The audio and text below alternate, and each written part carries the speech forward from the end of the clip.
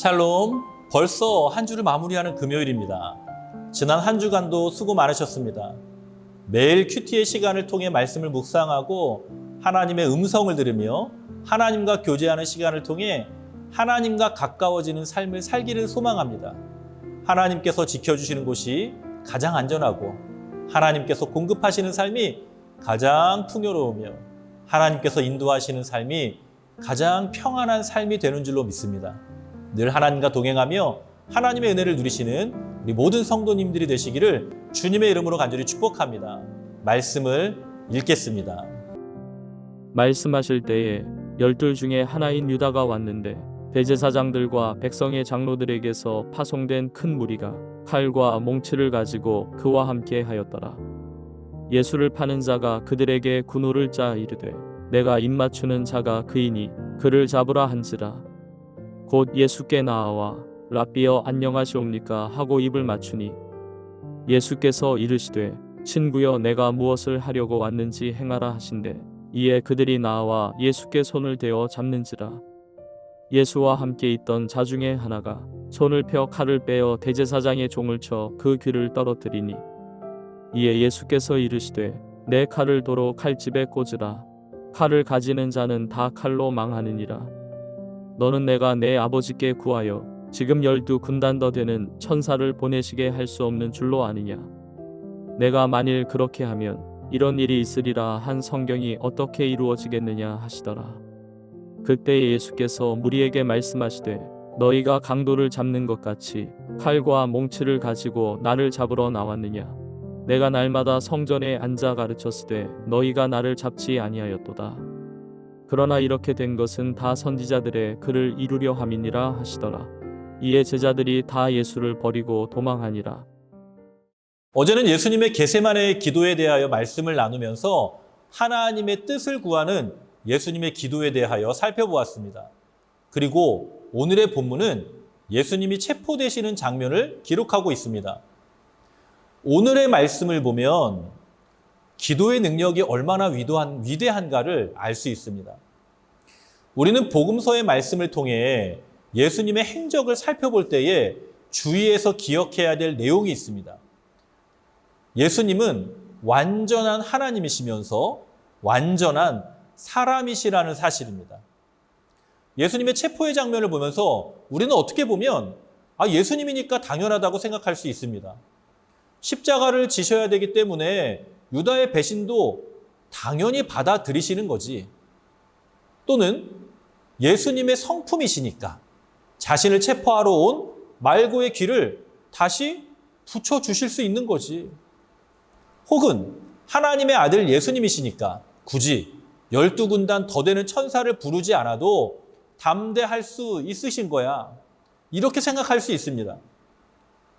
본문의 마지막 절인 56절에서 말씀하고 있듯이 선지자의 글을 이루고 예언을 성취하기 위해서 당연히 체포되시는 게 당연하지 라고 생각할 수 있습니다.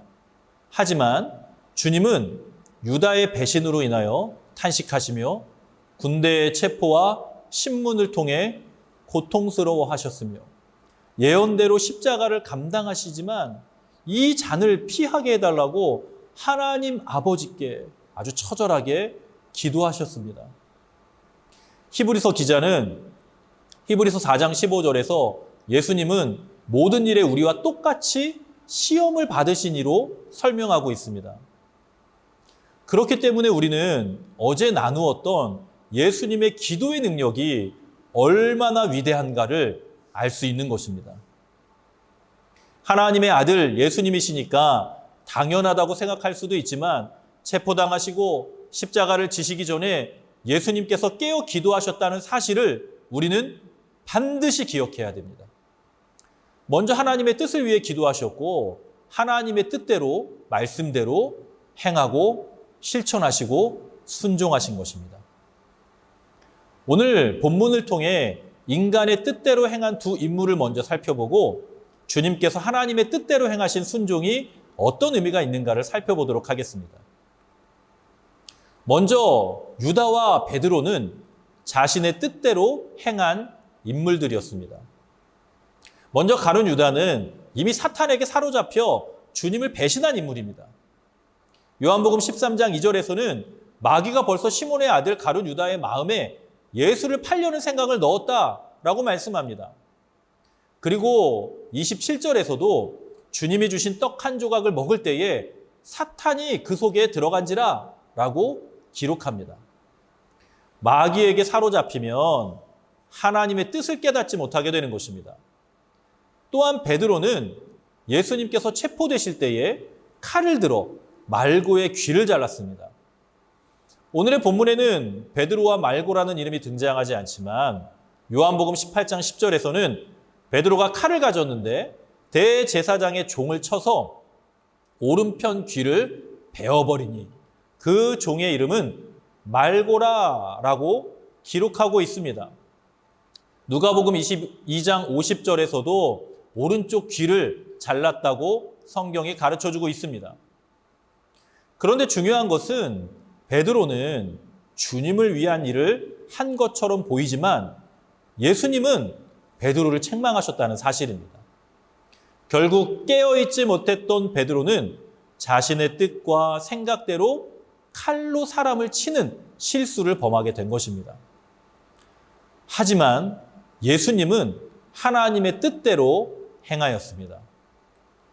오늘 말씀을 보면 예수님은 자신의 뜻이 아닌 철저하게 하나님의 뜻대로 행하시는 모습을 우리에게 소개합니다. 예수님을 가르쳐주는 신호가 입맞춤이었다는 사실은 주님이 얼마나 힘드셨을까를 우리에게 가르쳐주는 장면입니다. 초대교회에서 입맞춤은 성도의 거룩한 교제를 의미하는 행동이었습니다. 하지만 주님은 유다가 자신을 팔 것을 알면서도 이 입맞춤을 허용하셨습니다. 그것이 예언을 성취하는 일이었기 때문입니다. 또한 말고의 귀를 떨어뜨린 베드로를 향하여서는 책망하시면서 지금 주님이 얼마나 하나님의 뜻에 순종하며 행하고 계심을 구체적으로 가르쳐 주십니다.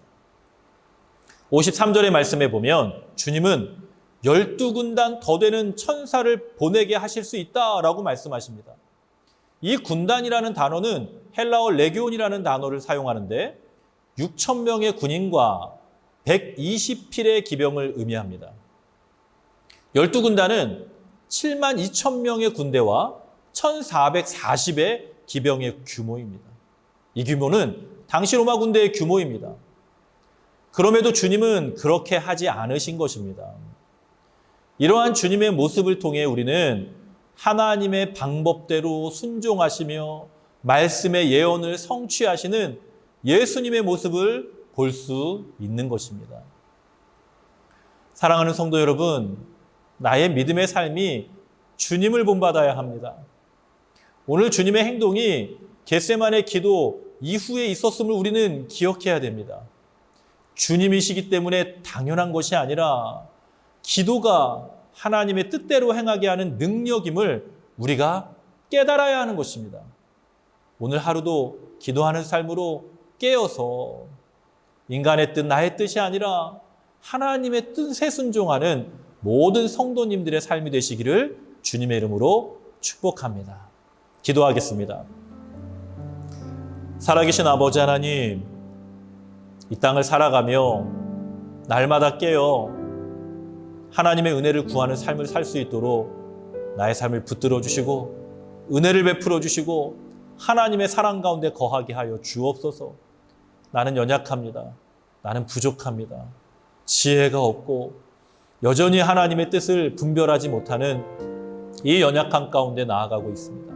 하지만 하나님께서 내게 지혜 주시고 능력 주시고 은혜를 베풀어 주셔서 이 악하고 음란한 세상 가운데 주님의 뜻을 행하며 살아가는 성도의 삶을 살게 하여 주시옵소서. 연약하고 부족할 때에 하나님 앞에 엎드려 기도할 수 있는 은혜를 허락하여 주시고 하나님의 말씀에 순종하여 하나님의 뜻대로 행하는 나의 삶이 되게 하여 주시옵소서. 예수님의 이름으로 간절히 축복하며 기도드리옵나이다. 아멘.